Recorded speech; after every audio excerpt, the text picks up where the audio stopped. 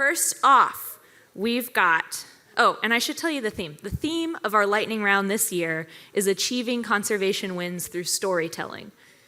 If you've seen my job title, my title is Storytelling and Public Engagement Manager. And this idea for the panel really came from some of the panelists or speakers that are in this lightning round. And I'm excited for you to hear about the successes they've had in their own groups and roles and battles that they've fought this year or in years prior. So please join me in welcoming up Allmon Ice, who is a water warrior in a lawyer kind of way, and a personal hero of mine for wastewater and protecting our pristine hill country streams.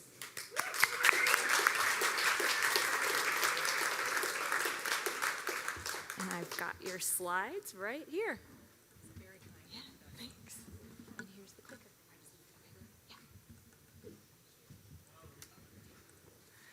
Good afternoon. I'm Allmon Ice. I'm an attorney with the law firm Perales, Allmon Ice, and we're a plaintiff side environmental law firm, which means one of the things we do is we represent our clients in opposing bad permits at the TCEQ, our state environmental agency.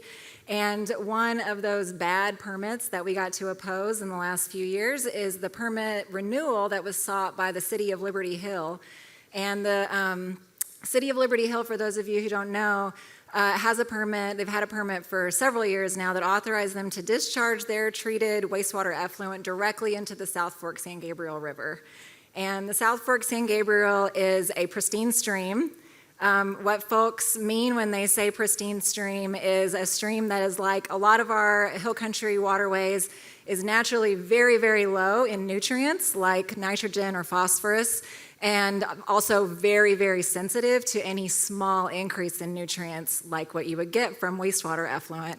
And so Liberty Hill has been sort of the poster child for what happens when you discharge effluent directly into a pristine stream.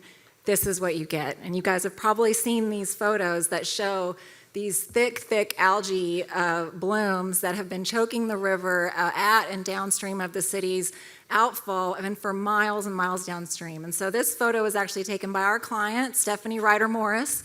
If you've met Stephanie, you know she is a tenacious advocate for the river. This is taken from her porch. So this is what she has woken up to for years, and one reason why she is so committed to helping save this river.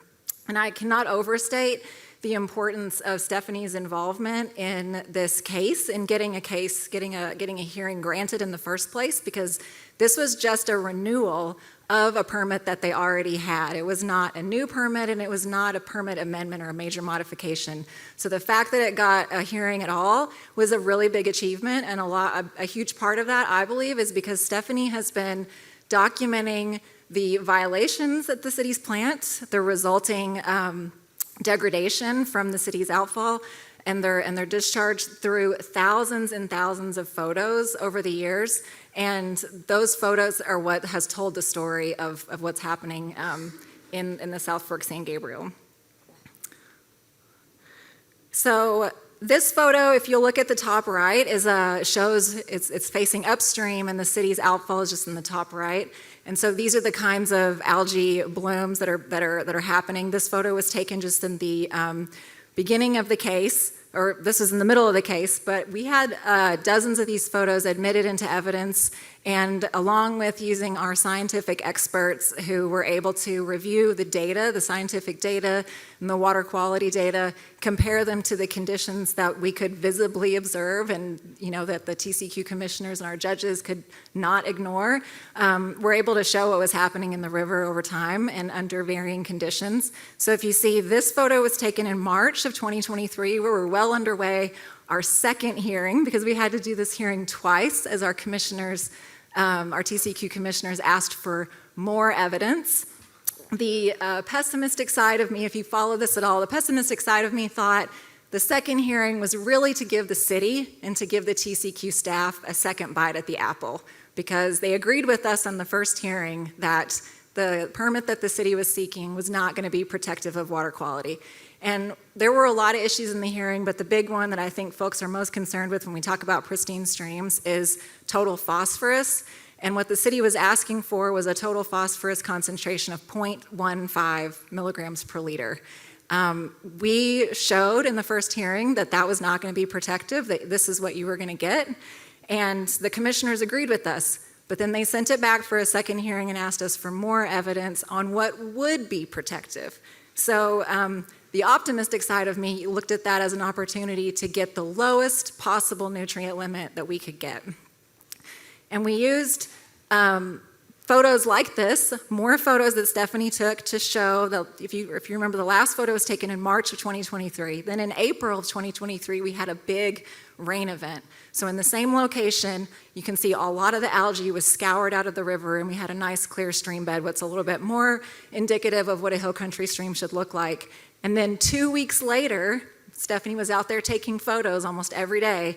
2 weeks later, you see the kind of algae growth that's growing back. And at this point, the city wasn't discharging 0.15, they were discharging 0.065, so less than half of that, and you're still seeing the algae growth like this. And so through the testimony of several experts who are scientific experts in their field, we went back to the commission and we won a lower phosphorus concentration.